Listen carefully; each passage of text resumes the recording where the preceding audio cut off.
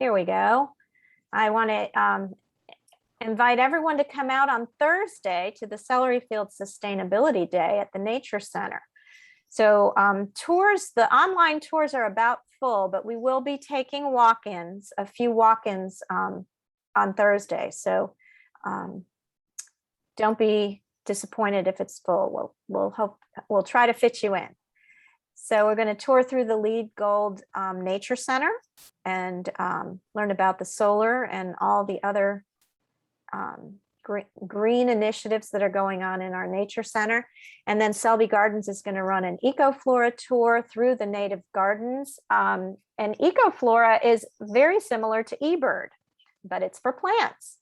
Oh. So the Veterans for Common Sense Fund, they did the microforest, so they'll be touring the microforest. And then we have our bird survey team out on the Palmer Road Boardwalk. So the tours are going to be great. And then there's some fun stuff going on. This Gizmo Power is an award-winning solar-powered carport that is portable.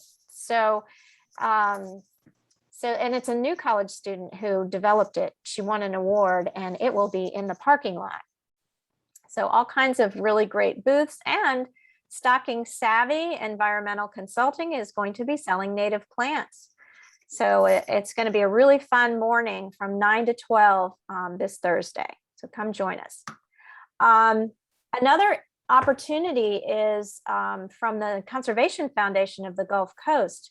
They have photographer and nature writer Mary Lundberg. You can sign up at their website for a Zoom meeting with Mary, and also they're having an artist reception at Bay Preserve. So join them if you can.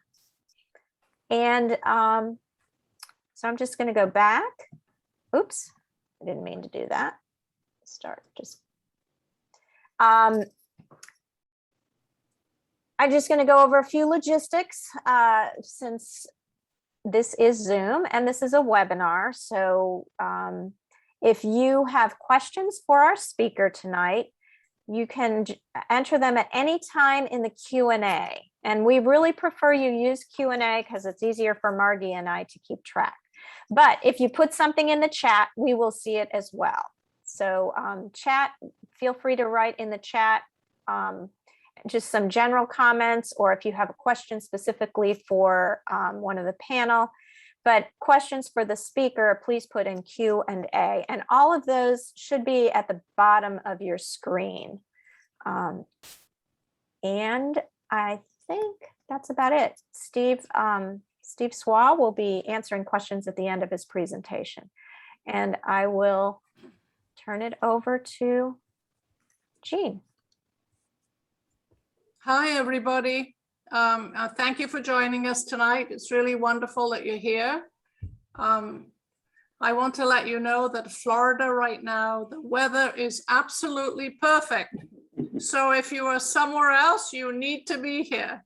Today we woke up and it's in the just in the 60s, and it warms up to the 70s, crystal blue skies, no humidity. It's what we all wait all summer long for. So come on down. I want to do a shout out to Karen Willey, who has organized this Sustainability Day for us at the Celery Fields. And it succeeds a county organized sustainability workshop, which I believe is going on at Twin Lakes Park. Is that right? No, it's online. Oh, it's online. Okay. It's online. And so anybody could register. If you go to the Sarasota County website, you can sign in. So that proved to be very successful in terms of registrations. And then somebody over there asked Karen if they could come to the nature center area and give some walks. And from then it mushroomed. And I think we're having media there too, Karen. Is that right? Yep, WSLR will be there. Yeah, great. And I'm sure some of the newspapers will be there too. So it's going to be a really fun day. I am going to be leading the Nature Center walks and showing off all of our lead qualities. And I believe I'm going to have some help from Bill Johnson of Brilliant Harvest. So that will be absolutely wonderful. We opened the Nature Center this past weekend, Saturday and Sunday. Saturday was yeah, great. It was wonderful. We were all so excited, and we had opened the doors, and we had visitors, and we had docents there, and it was just a good feeling to be back.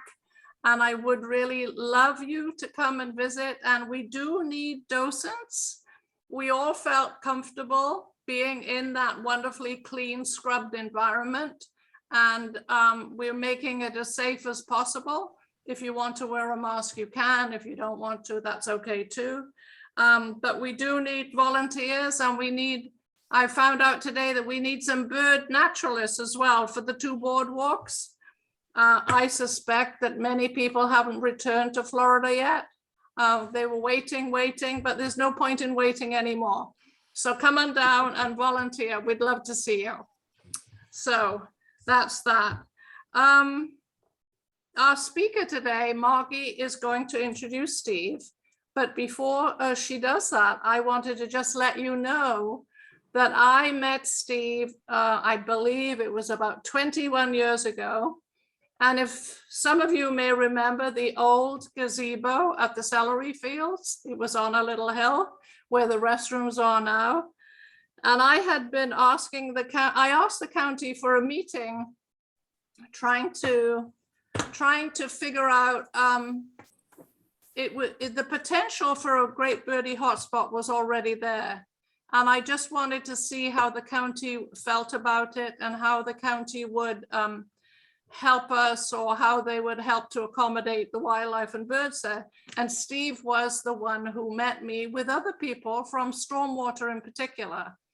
And when I mentioned that I believe that this would be a great birdie area and wildlife area, Steve got it instantly, right away. He understood right away the potential. And Steve is an engineer and was working on the stormwater facility itself, but he understood the wonderful connection that this could be a dual purpose site. And ever since then, we've worked with Steve and the county, and so that was a wonderful meeting. So thank you, Steve, for championing us all along from the very beginning. It worked out well. Yes, it did. Yes, it did. So Margie, go ahead. Now you're up. Thank you. You know, it's funny. I told Stephen this. I actually got his name from a group, I think in Northport, that were talking about him. And I thought, oh, what a cool guy, just so right here in Sarasota. But I didn't realize at first that he was so connected to celery fields. So I'm delighted to introduce our speaker, Stephen Suau, who is a professional engineer. I gather that's what the PE is behind your name, right? Yeah. So he's a professional engineer and watershed manager for over 25 years in both the public and private sectors in Southwest Florida.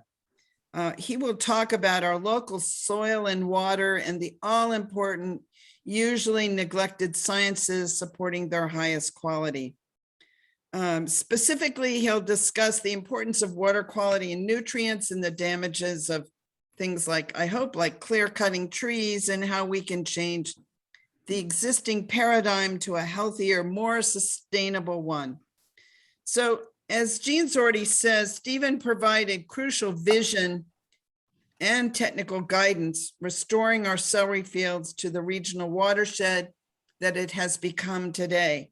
He's now back as very important technical advisor to the Quads Conservation Easement addition to celery fields, which is managed by Sarasota Audubon and the Conservation Foundation of the Gulf Coast.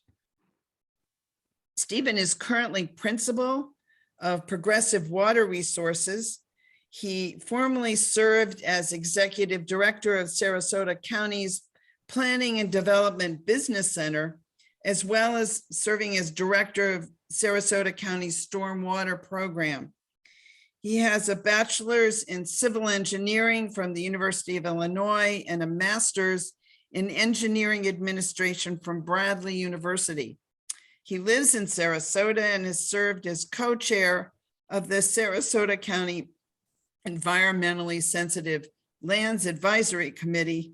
He's also chair of the Sarasota County, or has been chair of the Sarasota County Stormwater Environmental Utility Advisory Committee and vice chair of the Myakka River Planning Advisory Committee, among many other responsibilities. I welcome you. Looking forward to hearing what you have to say. Thanks, Margie. Thanks, Thank Jean, you. Karen. Yeah, I kind of describe myself now as a recovering engineer. I've navigated for almost about 35 years now doing watershed management, water quality. And that journey has kind of led me to this point in having a lot of interest with soil and soil biology. So I'm going to talk about water and water quality, but also get into some of the biology of soil and why it's so important. And in our region, and well, really the whole state of Florida, we've been having in recent years a lot of issues with impaired waters, red tide, blue-green algae, various harmful algae blooms that have been detrimental to the ecology as well as the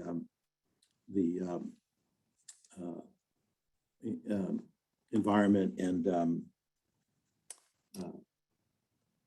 whatnot. So the problem is, in many ways, that the state of Florida permits, issues permits up to the point of failure. Once that happens, once a water body then trips the threshold for a certain water quality parameter being over the allowed, it becomes designated as impaired. Florida has, and this is from the state's own map from the FDEP, probably over 50% of the water bodies in Florida are now impaired, most of them for nutrients. That's not the only pollutant, but that's probably the primary one, nitrogen and phosphorus in particular. And that list is growing. So what the state did, the state of Florida got sued. Well, actually EPA got sued under the Clean Water Act that the state of Florida needed to have numeric criteria, numbers for what nitrogen and phosphorus should be allowed to be at in waterways. EPA lost, so Florida, the state of Florida EPA worked probably for 5 years or so in developing numeric standards for the state. They basically have the state of Florida broken into 5 or 6 regions, and they have different numbers for different regions, which is a reflection of how diverse the hydrogeology is in the state of Florida. One of the things I point out is that in West Central Florida, where Sarasota County is, we're down to Charlotte Harbor up to Tampa Bay, we have a really high allowable phosphorus concentration, about 4 times higher than the other regions and the regions surrounding us. The reason for that, and we'll talk a little bit about it, is that phosphorus is naturally high occurring in this area. It's been here in higher concentrations, and the environment has adapted to that over time. The other thing that's important is Florida has a narrative criteria for nutrients. That was what they were sued over, that wasn't specific enough, and it is a little bit subjective. But basically, it says that in no case shall nutrient concentrations of a body of water be altered so as to cause an imbalance in the natural populations of aquatic flora and fauna. That narrative criteria survived. It still exists, even though we now have as well numeric criteria. But the important thing with that is that nutrients are a surrogate for healthy biology. It's really making sure that the biology is healthy in the waterways. That's the most important thing. Nutrients are an indicator of that, and they're used as a surrogate for determining if the waterway is healthy or not. So I mentioned that in this region of the state, and it's rather unique, we have a naturally high occurrence of phosphorus in our soils and water. And so you don't need to, for example, you don't need to have phosphorus in the fertilizer in this region. Believe it or not, most of the golf course industry in Southwest Florida is aware of this and uses very little, if any, phosphorus in the fertilizer. So that's kind of a revelation. It's been that way, well, you go back into even the early or late 1800s, and that's why Mosaic and others are mining it. It's almost at the surface, the soils being so rich in phosphorus.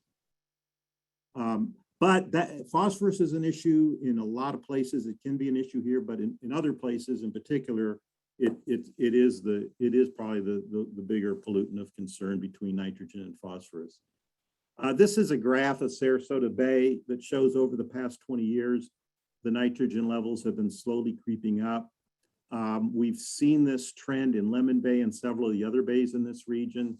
And this is concerning because this is an increases in nutrients and nitrogen, in particular in our estuaries and bays, can start to cause all kinds of problems. It starts to transition the whole flora and fauna, if you will, of the estuary by reducing light availability that starts to block out sunlight. You start losing seagrass, you get macroalgae, which we're starting to see more and more of from Charlotte Harbor up to Tampa Bay now. And eventually phytoplankton, just kind of a green cover. And you do not want to get to that point. That's kind of where they are over in the Indian River Lagoon. And they don't know if we'll ever get the estuary back over there. So this has been recognized by the estuary programs in the last few years, and there is a lot of activity and investment going into trying to address this before it gets too far down the road. Dave Tomasco with the National Estuary Program for Sarasota Bay says we need to go on a nutrient diet. So I want to talk about particularly nitrogen, because that is the nutrient that causes most of the issues here. We're nitrogen limited. In fact, in other words, the systems are sensitive to the amount of nitrogen. And so I just want to take a minute to explain nitrogen because it's somewhat fascinating, and you may remember some of this from science class or whatever, but the nitrogen cycle is somewhat like the hydrologic cycle, where water can exist as a gas, liquid, or solid. So can nitrogen. If you take a deep breath, 78% of what you're breathing in is nitrogen. It's the most common element in the atmosphere, but it's very stable in that form, in that gas form. However, there are natural bacteria in soil and on the earth, in water even, that can pull that nitrogen out of the atmosphere, out of the air. They call it fixing the nitrogen. There are certain plants that do that as well, have the bacteria, and that makes it bioavailable in the form of ammonia for plants and animals. There's also bacteria that can convert that ammonia nitrogen to nitrate and nitrite. And there's yet another type of bacteria that can complete the nitrogen cycle and convert the nitrate back into dinitrogen and put it back in the atmosphere.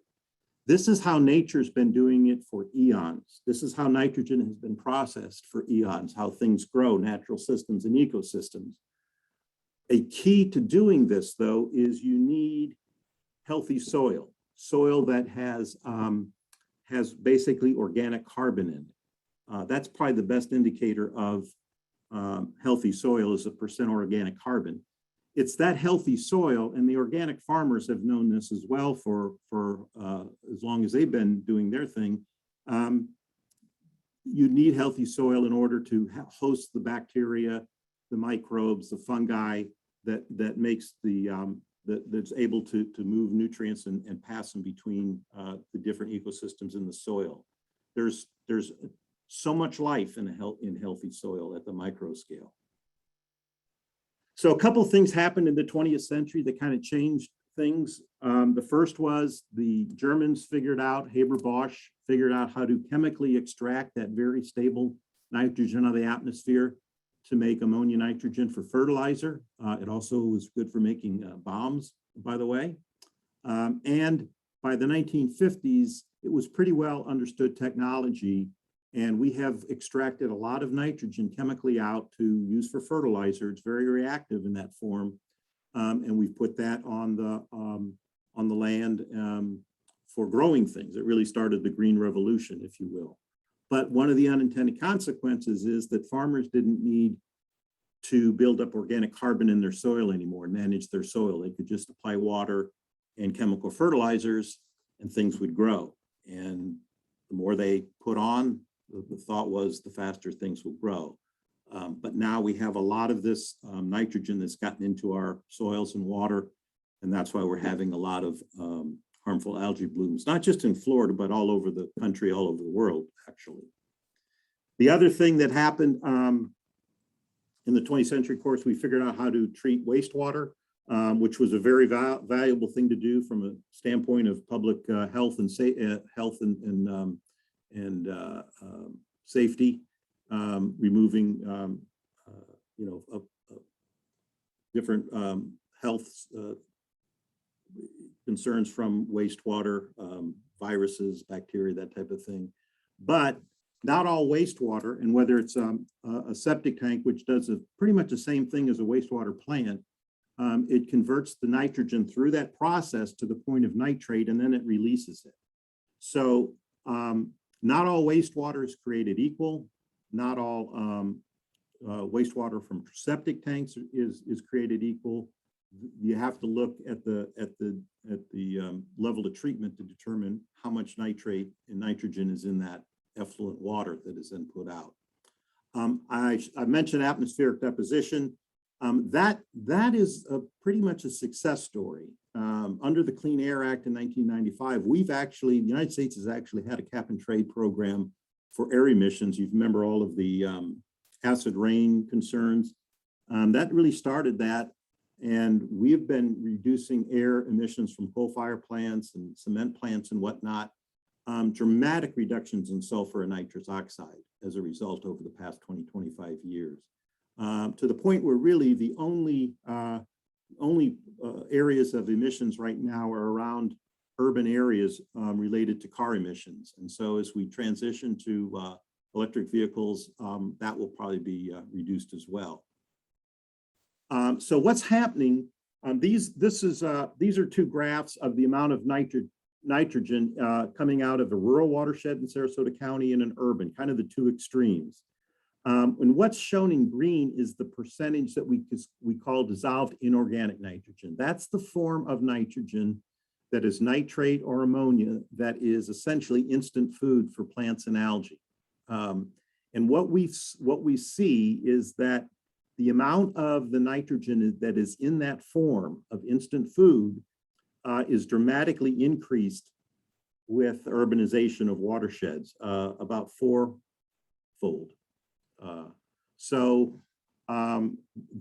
There's probably a gradient as the watershed develops from a natural to urban that increases. But what that means is there's a potential that what we're doing is putting a lot more of this inorganic nitrogen in the form of nitrate, instant food, if you will, into the environment. I worked last year, I'll give a plug on this. This is a community, it's called the Community Playbook for Healthy Waterways with the Gulf Coast Community Foundation and others to kind of come up with ways for communities to address excess nutrients. So we got to do a deep dive into a lot of this. I'll talk briefly about some of the solutions that we came up with and that I've been working on or aware of.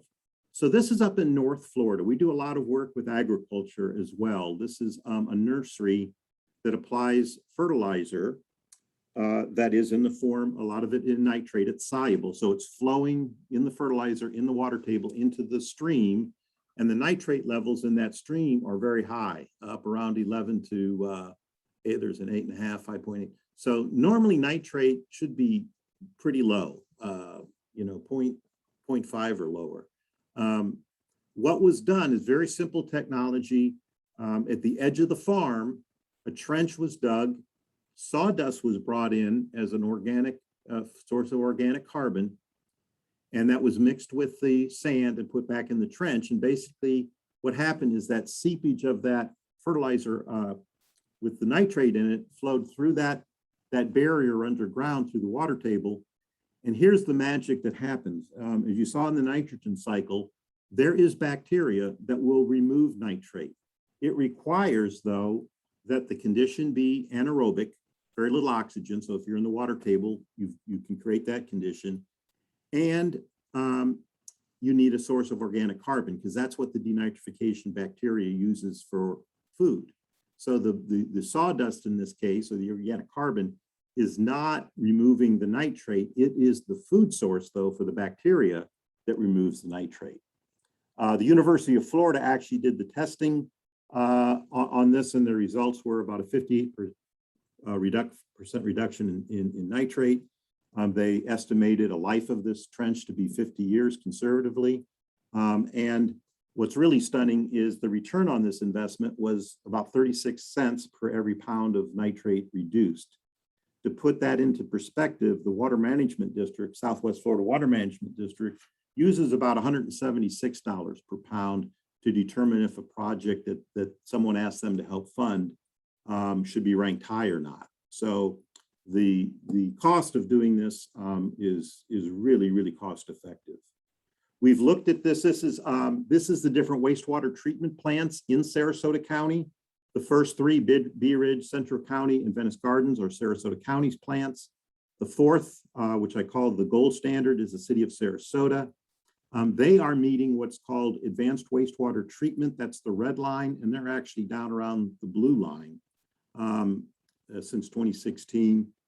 So what that means is that they treat for nitrogen. They are basically denitrifying the nitrate.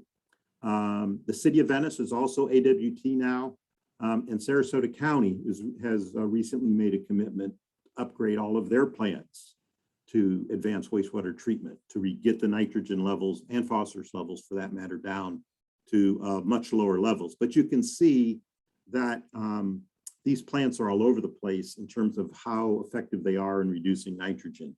The key is to use what we call this advanced wastewater treatment process to get rid of the nitrate. Most of the nitrogen that goes out from these plants, these high concentration plants, is in probably 85 to 90% of the nitrogen is in the form of nitrate. So it's really fertilizer water that's being used out on these golf courses and lawns that use reclaimed water, until it's treated AWT. This is another project that we worked on. Basically, this is in the Palmer Ranch. They have a pond that receives reclaimed water that is not at AWT from Sarasota County. It will be upgraded probably in 10 years or so, I would estimate. But what they've done in the meantime is, because they have all this algae, that all these communities are trying to address algae problems in their lakes, one of the big problems. If you're putting this fertilizer water out everywhere for irrigation, that effluent with the nitrate in it is providing the food for algae to grow. So what we did was look at the pond where this reclaimed water is delivered and try to reduce the nitrate right at its source before it goes out for irrigation. How did we do that? Again, we used an organic carbon. We took these two large metal baskets, they call Gabion baskets, fitted them with pervious pipes and a small pump that would circulate the water in the pond, and we filled it with wood chips and we sunk them to the bottom of the pond, so that we estimate that about every month, it takes about a month for all the water to circulate, but we're constantly denitrifying this high nitrate water that's coming in from the reclaimed water. We've ran it for a year. We just finished up last month, and we got really good reductions in both nitrogen and nitrate, to about 49% reduction in the total amount of nitrogen and 74% reduction in nitrate, which was really the form of nitrogen, that instant food form that we were trying to reduce. We looked at it. We think that for just 1 year, the return on investment was about $17 to $15 per pound reduced, but we think that these systems will last for many years, maybe as much as a couple decades, which, if that's the case, they'll be down below $1 per pound of nitrogen reduced. I notice a lot of folks also live up in Lakewood Ranch. Lakewood Ranch has a private irrigation utility that uses reclaimed water. Most of that water is AWT, but some of it is not. And for the part that is not, we actually partnered with the Water Management District, Lakewood Ranch did, to do a pilot project where we're actually looking to, it's up and running now. It's been up and running since essentially July of this year. And we're running the reclaimed water through wood chips for nitrogen denitrification reduction.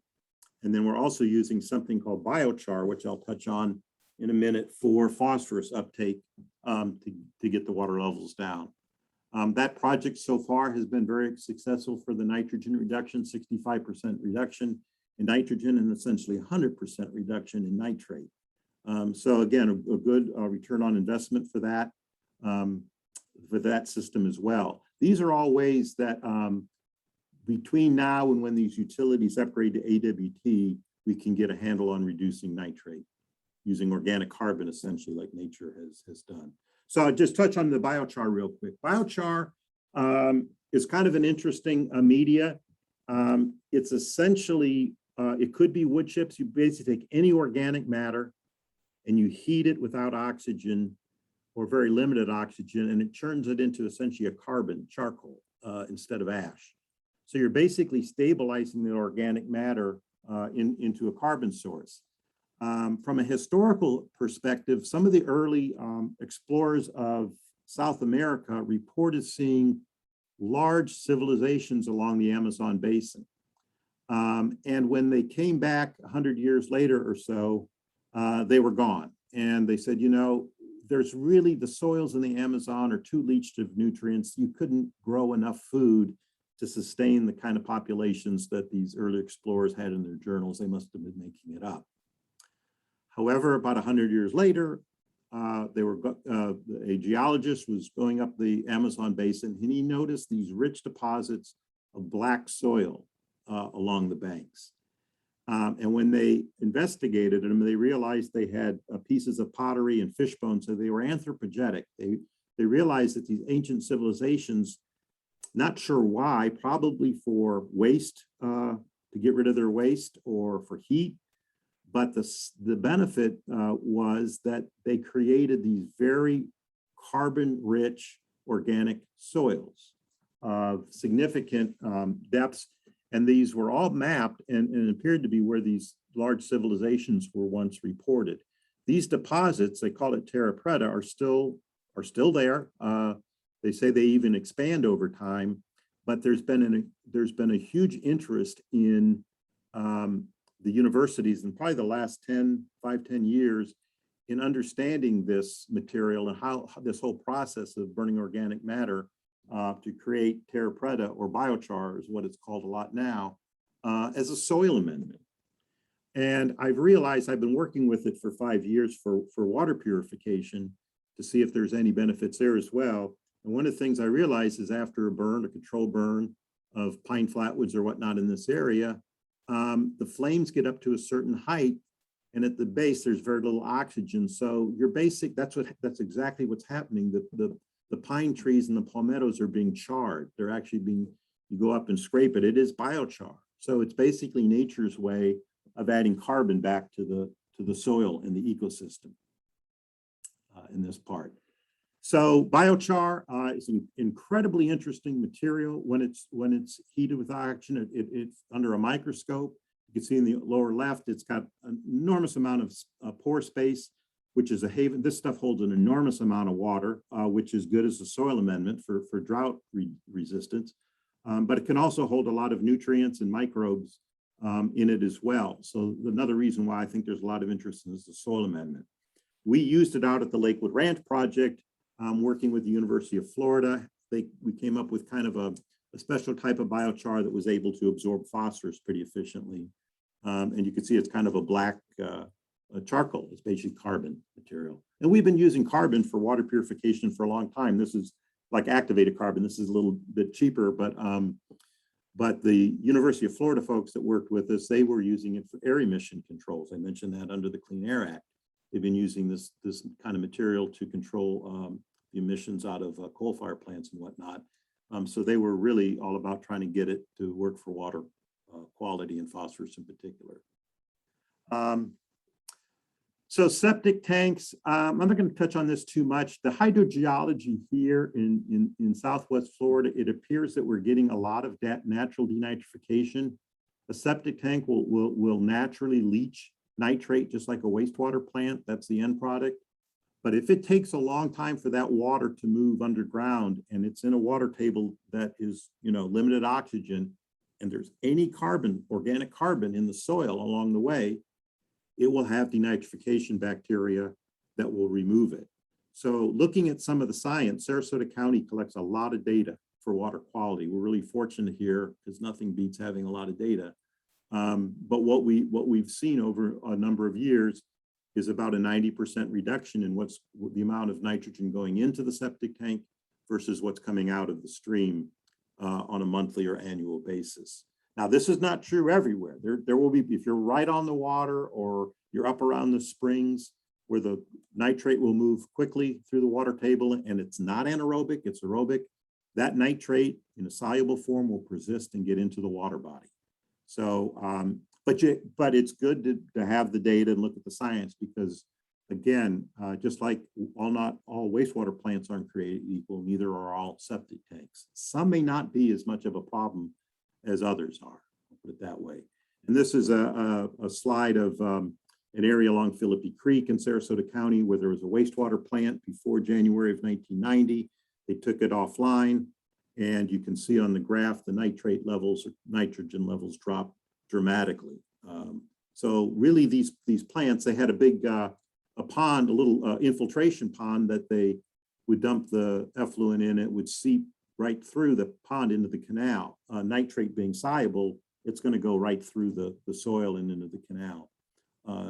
So in some cases, if the plant is not AWT, it can be more of a problem of even hooking septic tanks up to it if they're not getting rid of the nitrate and they're just putting it out into the environment.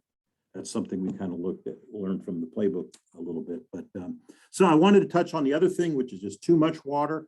That's been an obsession in Florida 100 years ago to drain the land.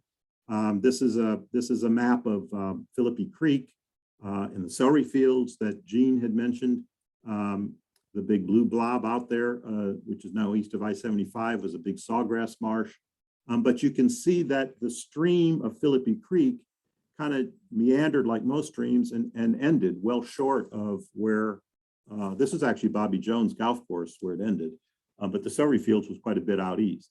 What happened was, just like most of Florida in the early 1900s, they drained everything. And these large wetland areas were critical targets, mainly for agriculture to grow things. They didn't grow sugarcane here, and they grew celery until the soil subsided. And then, as Gene mentioned, the county purchased the land and converted it back into a water holding area that attracted birds. And I joke, all we did was really add water back to it, but there was more to it than that, obviously. But these signatures of these large blue areas, and there's another one, out here east as well, and there's one down here, which is actually Cowpen Slough that goes to Donna Bay. That when I was with the county, we acquired a lot of that property. They're still out there on the landscape. They haven't been developed. They're still low. When you have enough rain, they will flood, but the drainage normally drains them off during most of the year. A lot of these areas are still out there and are being, many of them are being acquired or put into easement and restored. And I think that's Donna Bay is another one, Cowpen Slough, that's being looked at right now. It's actually probably 3 or 4 times the size of the celery fields. We just started working on one in an adjacent county that's going to be probably 5 times the size of the celery fields. Can't say too much more about that now, but these areas are just, they've tried to do things on them, but they're just too wet. They've tried to dike them and drain them and pump them, but you get enough rain and you're going to lose whatever you're trying to do on that land. So putting these into restoration is the best way to try to rebalance the hydrology and hold the water back from the estuaries as well. I call it healing watersheds, and of course the celery fields is a classic example of that. This is healing waterways themselves. This is the man-made ditch that a community went in, and they basically put organic carbon mulch along the ditch, and got natural grass stands come in and got away from a lot of the erosion that was occurring. The community actually getting out in the morning before it gets too hot and raking up all this muck and putting it on the banks and planting it, and really seeing the water clean up. Once you get the muck out, you see the sandy bottom, the water started to flow.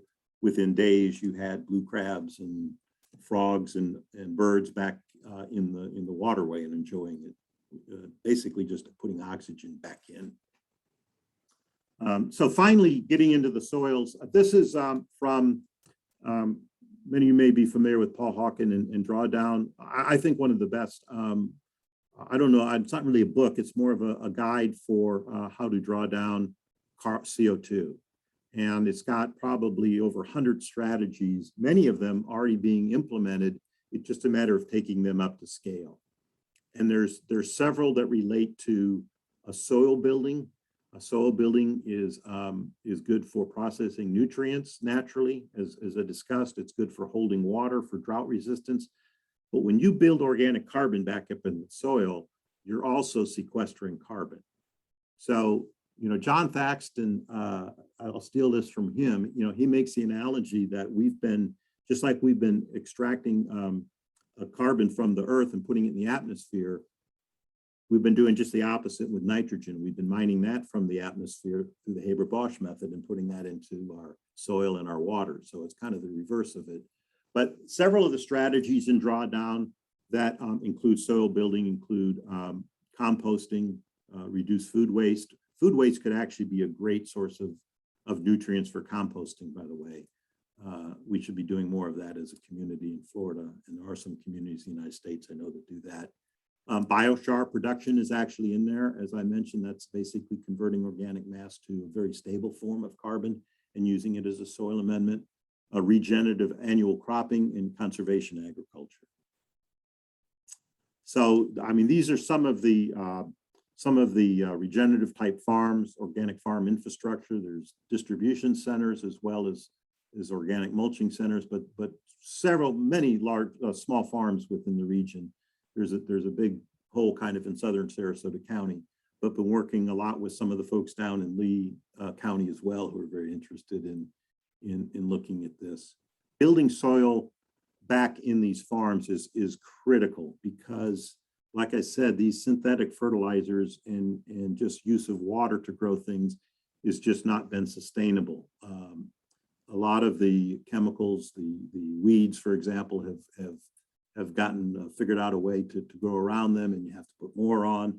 So we've actually talked to several citrus growers on the ridge of Florida who are actually looking at rebuilding their soil as an alternative to all the chemicals that they're otherwise using.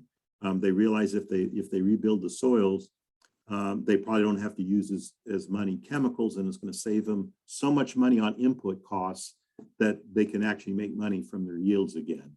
I think a lot of the problems with some of the citrus here in Florida, the greening and canker, is probably due to a lack of healthy biology that could help combat that would be available if you would rebuild the soils and have organic carbon in them.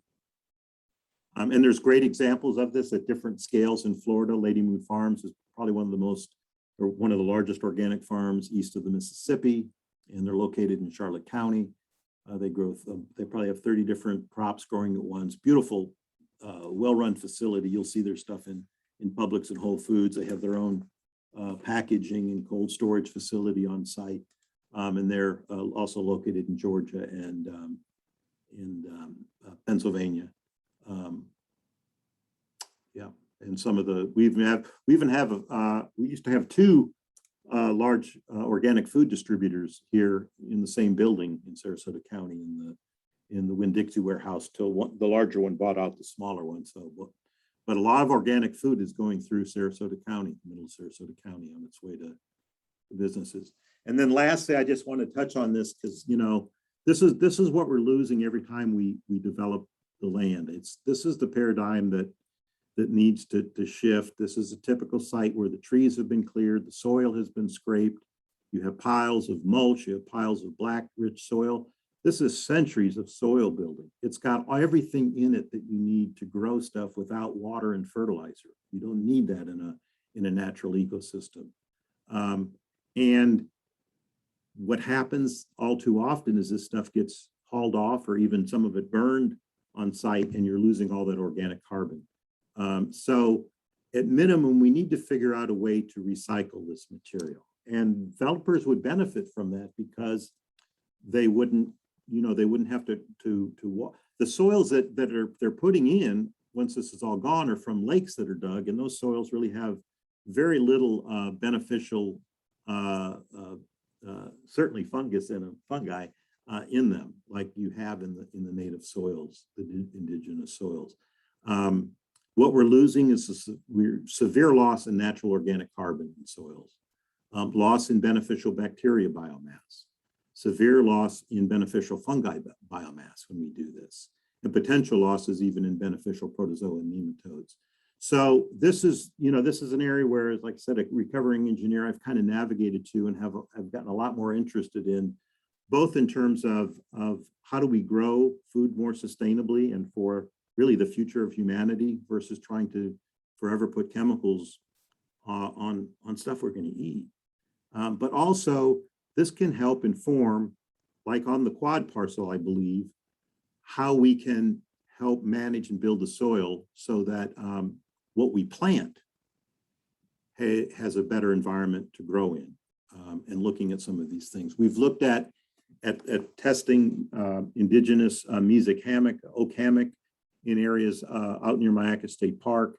And that's what we're seeing is that biomass has much more organic carbon, has much more beneficial bacteria, has much more beneficial fungi than what fill material was placed on the quad. So we've got our work cut out for us trying to recreate healthy soil to help things grow there again. So with that, I just lastly mention this too. I don't know if folks are, probably a lot of folks are aware of this. I was talking to Jean and Karen about this before the meeting, and just we'll mention this. In the general election last year in 2020, 89% of the voters in Orange County voted in favor of a charter amendment to give all citizens the right to clean water. And they also gave rights to several of their iconic waterways to exist, flourish, and regenerate. The state in the Clean Waterways Act issued really a preemption from any other county being able to do this. Orange County really became the largest municipality in the United States to adopt this kind of thing. And basically what this is doing, it's giving citizens and the environment, water itself, the legal right. This goes completely outside of the current regulatory system that, as I mentioned at the beginning, doesn't seem to be doing us a service. The impaired waters continue to grow. This is not how the beginning or the middle of the environmental movement proceeds. This is the end. This is kind of a last attempt to give rights to nature so that it can be the plaintiff when it's damaged, and the polluter can then be sued to restore what has been impacted. So there's a movement right now. I've got I've got a video there. If you want to copy that down, they have the link to where you can sign a petition. They're trying to look at putting it into a constitutional amendment for the state of Florida to add rights of clean water and rights of nature itself to exist, flourish, and regenerate. This was put into the charter amendment in Orange County by that vote. They got in under the wire before the legislature preempted any other county from being able to do it. I think the thought is if it's put in the state constitution, that would override the preemption. So with that, I thank you for your time. I'd be glad to answer any questions at all.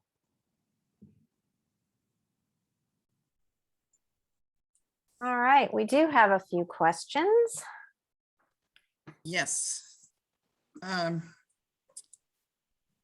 So Ellen Rothschild asks, you stated nitrates should be 0.5 or lower. What are the units? Oh, milligrams per liter. And it's nitrate. There's no such thing as nitrates, I don't believe. Okay, thank you. Yeah. And Paula Griffin asks, could you please review the explanation of the ROI on nitrogen reduction in the trench? I didn't understand the relationship of 36 cents to $1.76-ish. Sure. So what we look at is the cost of the project divided by the total number of pounds of nitrogen that have been reduced. The benefit to cost or the cost to benefit ratio. So for that trench example, it worked out to be, we reduced, every pound of nitrogen was reduced at a cost of 36 cents. Okay. The Water Management District, when they evaluate a application for a grant, and particularly for reducing nitrogen, if the cost works out to be $176 per pound of nitrogen or less, they consider that to be they usually rank that high and consider that to be a good project for them to help fund. So just to put that in perspective, 36 cents versus $176 to reduce a pound of nitrogen. Okay. The point being is that the return on investment for some of these BMPs is extremely cost effective. Great. Thank you very much. I have some questions. Could you explain that? I'm sorry, I don't know my chemistry. Chemistry was not my cool subject in high school and college. Phosphorus versus phosphate connection? They're used interchangeably. Okay. And I have a friend who lives in Lido Key, and she was going down in an elevator with a board member of Moat Marine, and he said to her, red tide is entirely caused, not entirely, but mostly caused by Piney Point and other phosphate mining, but especially Piney Point. Am I putting you on the spot to ask you what the heck is that's not true?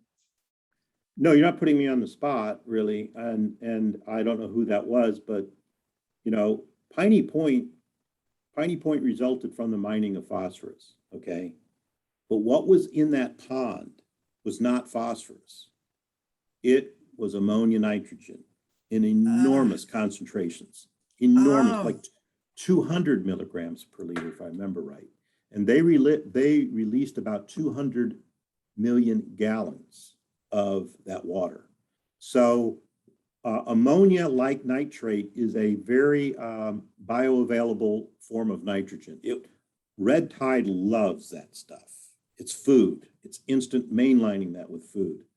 So the question is, did that release, which was not phosphorus, it was ammonia nitrogen, cause or make the red tide worse? Yeah, probably. And they had another type of harmful algae right away. I forget what the name of it was.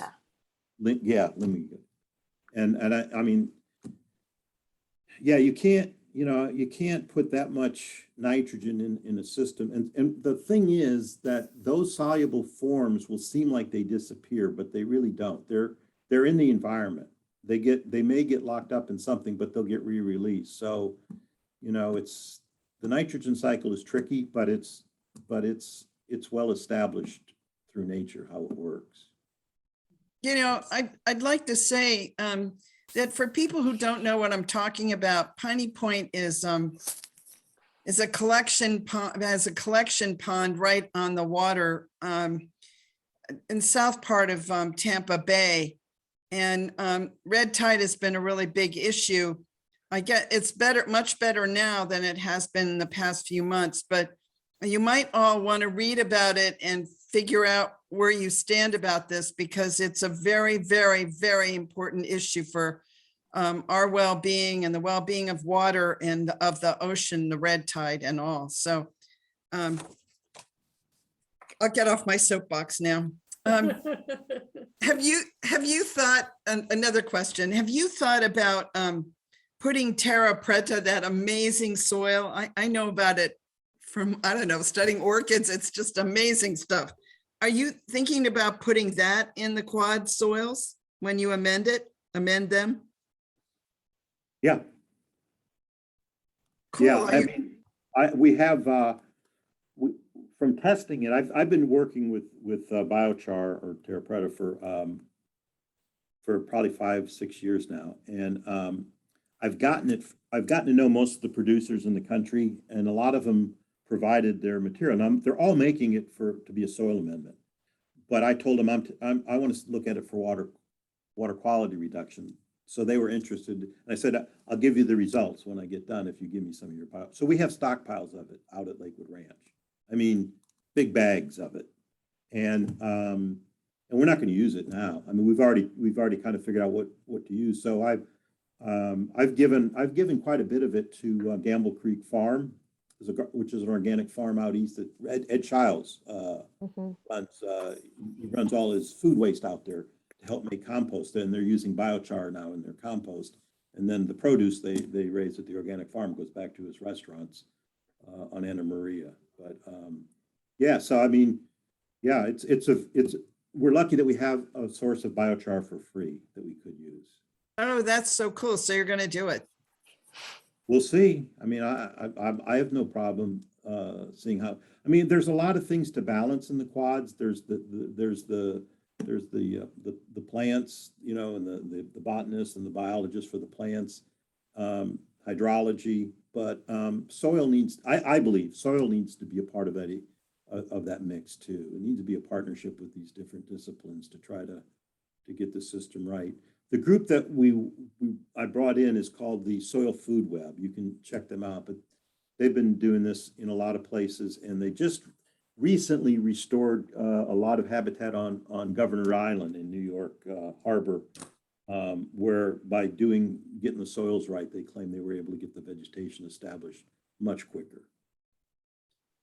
Because I don't know if people know, but if you look at the quads, it's sort of startling to me how few birds hang out there. The soils are awful. They're like concrete. Yeah. They're devoid of any fungi.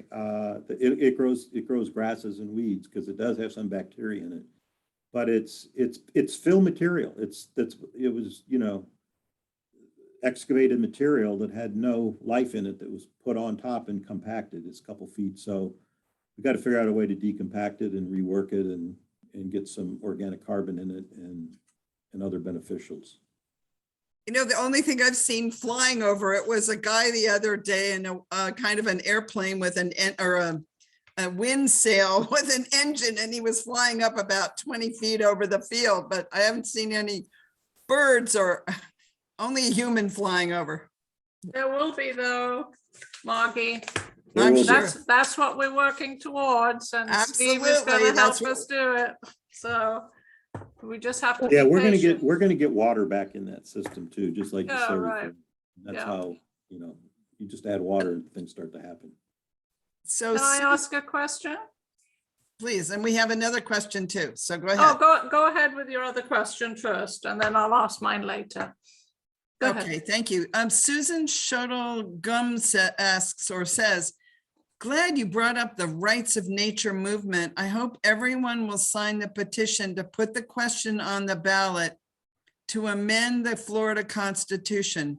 As Steve said, the existing system isn't working. We need something new. Thanks, Steve. I don't know, could we possibly put that petition in the newsletter?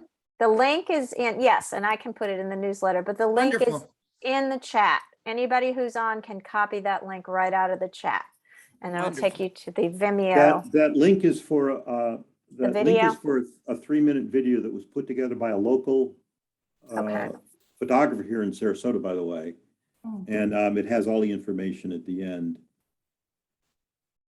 Wonderful. Right. Great. And Jean had a really good question. Yes.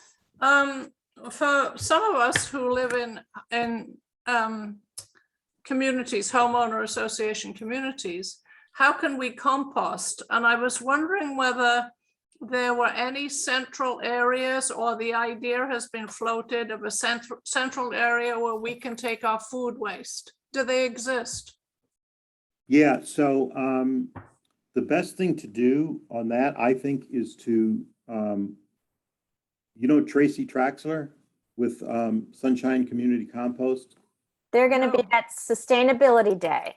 So come Yeah, out so- and ask Tracy at our Celery Field Sustainability Day. They have, she does She have does drop-off that. points. She works with communities so for example, I'm moving into Gillespie Park. And we have one there. We're at the park. There's composters that she works with residents on. You bring your food scraps and you get a bin and you make compost and you take it back to your house and you learn how to do it. You'll get it. You can do it right at your own place then. But she's a great resource at that scale at the neighborhood. Oh, that's wonderful That's to what know. she does, is work with neighborhoods. So yeah, the Meadow should be talking to her. And Yeah, definitely. Okay, that'll be great. So Karen, in the next newsletter, let's highlight that as well. Okay. And I'm that'd be going to wonderful. put the link in the chat as well. Okay, great. That's great. Do we have any more questions before we close? And I'll just give a shout out to Susan Shetley Gum too, because she's an attorney or was one at one point in her career. And she was attorney at the county when I was running stormwater. So, she knows what the regulations are. And it's really, I've heard this from attorneys that like Thomas Lindsay on this rights of nature, that this is really, trying to fight the permits and the regulations is just not doing it. It's the wins are very few and far between, and the regulated people have a way to get around them and change the legislation, and they may pay a small fine. I think Piney Point is a classic example of how the regulations are not working. I mean, I don't know, it's a poster child for it. And we're not done with that problem. It's not No. over. Right. It's- All right. I'm going to share my screen and just remind you, we're Sarasota Audubon. And next month, we have a Florida Big Year. Our speakers are going to be Natasha Fontaine and Robert Gundy out of Tallahassee. And it sounds like it's going to be really fun. I couldn't fit the entire title on. It was Ambition, Naivete, and Insanity, a Florida Big Year. So Okay. that should be fun on December 13th. Anything else? Can you go back to Steve where we can thank him and Yes, please. Absolutely. Yeah. Let me stop. Share. Where's my stop share? yeah. There we go.